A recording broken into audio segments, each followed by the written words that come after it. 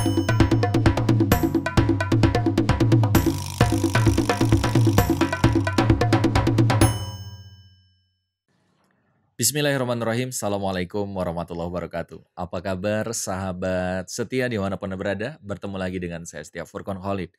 Dan hari ini bincang-bincang kita tentang life hack for milenial adalah ngomongin tentang efek pandemi pendidikan di ujung tanduk.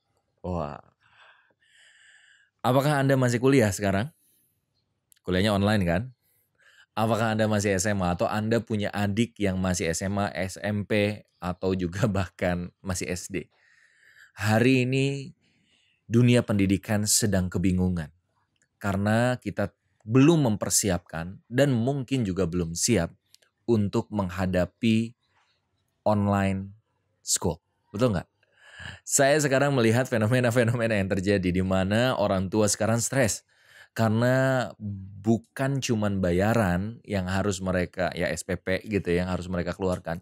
Tapi juga harus menyiapkan kuota, harus menyiapkan anaknya. Belum lagi mereka yang kerja gimana coba anaknya supaya bisa online. Ya, harus di depan laptop atau komputer atau handphonenya untuk bisa mendengarkan Zoom dari gurunya dari jam 8 sampai jam 1. Dan itu tuh membuat anak-anak jadi jemu, malas dan akhirnya terpaksa untuk belajar. Sahabat sekalian, ini fenomena yang terjadi dan sekarang saya udah banyak sekali dapetin masukan dari orang tua yang menyekolahkan anak masuk puluhan juta, belum lagi bulanannya berapa. Apa yang terjadi? Akhirnya mereka ngitung. Akhirnya mereka berpikir, kenapa saya harus mengeluarkan uang bangunan? Toh juga anak saya nggak sekolah di gedung. Anak saya sekarang harusnya kuota, harusnya juga dapetin uang kuota dari sekolah. Enak aja bayaran tiap bulan, tapi juga gini-gini nih. Akhirnya di sini saling menuntut. Sekolah atau juga kampus nggak mau juga kehilangan dana dari peserta didiknya, tapi juga peserta didik, mahasiswa dan yang lain, orang tua dari mahasiswa atau orang tua dari siswa akhirnya berpikir ulang. Kenapa sih sekolah harus seperti ini semahal ini? Kan kita nggak harus ketemu. Kan kita juga nggak harus gini. Akhirnya teman-teman semua, di sini dimulailah ketidakberkahan dalam pendidikan. Saya bilangnya ketidakberkahan dalam pendidikan. Kenapa? Karena kalau pendidikan akhirnya dikomersialisasi, yang berpikir bahwasanya semakin mahal sebuah sekolah berarti itu semakin keren, semakin kece. Menurut saya ini sudah hilang esensi dari pendidikan itu sendiri. Bukan artinya harus gratis, bukan. Bukan artinya tidak boleh mahal, bukan. Tapi esensi dari pendidikan bukanlah tentang berapa uang yang kau berikan dan berapa yang aku harus dapatkan. Tapi yang terpenting adalah ini mainframe yang harus dipahami teman-teman semua. Di bawah pohon yang rindang, ketika ada seorang guru ikhlas, guru berkualitas, maka akan terjadi pembelajaran. Sebaliknya, di sebuah gedung yang indah, yang tinggi, beton, ya, fasilitas yang lengkap, tapi tanpa seorang guru yang inspiring, guru yang berkualitas, guru yang ikhlas, tidak ada pembelajaran, tidak ada perubahan perilaku.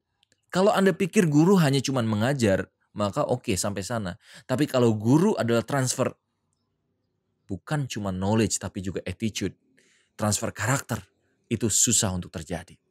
Hari ini banyak orang tua yang terjebak di sana. Orang tua yang menghabiskan uang puluhan juta, ratusan juta agar anaknya berhasil, agar anaknya pintar, agar anaknya cerdas.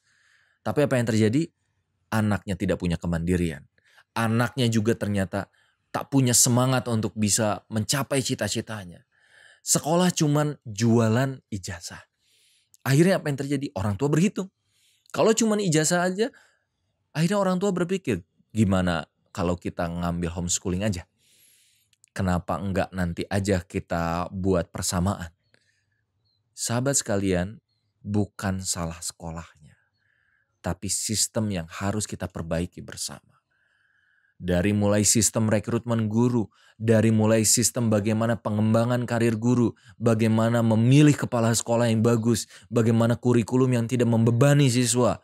Ya, bagaimana siswa juga belajar dengan fun, bukan karena keterpaksaan, bukan karena desakan dari orang tua agar dia semangat belajar, agar dia banyak baca. Maka Nanti kita akan bahas mungkin di stage selanjutnya tentang bagaimana kita, yang terpenting dari anak adalah mencintai belajar. Lifelong education, lifelong learning. Kalau sekarang anak berpikir bahwasannya belajar cuma di sekolah, maka keluar dari sekolah ia tidak akan pernah belajar lagi. Ketika ia harus belajar matematika misalnya dengan textbook yang begitu memberatkan siswanya, apa yang terjadi? Bisa jadi ia selesai nilai bagus tapi dia tidak mencintai matematika. Wajar kalau akhirnya logika berpikirnya tidak jalan. Kalau anak dijejali untuk bisa baca, jangan harap nanti ketika dia dewasa dia jadi semangat baca. Di Indonesia semangat baca kita minim banget. Ya, ada presentasinya tuh. Ternyata Indonesia ini less banget, ya. Orang yang jarang baca, makanya kita mudah ditipu orang. Kenapa? Ya karena kita kurang baca. Kenapa kurang baca? Ditarik mundur lagi, boleh jadi orang tua memaksakan anaknya untuk belajar. Guru menekan anak muridnya untuk bisa membaca, untuk bisa belajar. Tapi anak nggak punya kecintaan. Saya punya anak-anak, alhamdulillah anak-anak saya nggak harus disuruh untuk baca, belajar, tapi mereka justru yang nagih. Mereka senang baca dan mereka ingin selalu ada buku-buku baru. Kenapa? Karena mereka udah cinta. Padahal masih 8 tahun, 7 tahun, 3 tahun. Tapi sebaliknya gitu, kalau nggak ada keteladanan dari guru jarang baca, orang tua juga jarang baca, bagaimana anak akhirnya keranjingan membaca? Kalau kita nggak pernah membawa anak ke toko buku, membelikan buku terindah buatnya, bagaimana mungkin anak akhirnya haus dengan bacaan? Padahal buku adalah gudangnya ilmu. Nah, di sini aja frame berpikirnya sudah harus diperbaiki. Ya, dan masih banyak hal-hal yang lain yang harus diperbaiki. So, saya bilang di podcast kita kali ini, pendidikan sedang di ujung tanduk gara-gara pandemi. Dan pandemi ini akhirnya mengayak. Akhirnya memfilter mana sekolah yang memang punya base value, mana sekolah yang memang punya nilai tambah yang bagus, tapi mana sekolah yang cuman jualan ijazah, mana sekolah yang berkualitas, mana sekolah yang mencetak karakter yang unggul, tapi mana juga sekolah yang ujung-ujungnya cuman membuat lulusan-lulusan yang akhirnya menjadi pengangguran. Ingat, sekolah bukan cuman mencetak para pekerja, tapi sekolah seharusnya mencetak insan yang benar-benar sempurna. Insan yang pikirannya, hatinya, attitude-nya benar-benar sesuai dengan apa yang diharapkan dari kedua orang tua, apa yang diharapkan oleh tujuan pendidikan nasional itu sendiri. Yuk kita sama-sama mengevaluasi diri. Anda orang tua, atau Anda juga seorang peserta didik, atau Anda juga adalah seorang pejabat yang punya kekuasaan untuk memanage pendidikan di Indonesia. Yuk kita bangun pendidikan Indonesia. Karena pendidikan adalah cikal bakal kebangkitan sebuah bangsa. Bangsa yang sukses adalah bangsa yang terdidik, bukan bangsa yang ditipu. Saya Stefan Ronaldin di podcast. Jangan lupa like, comment, dan subscribe.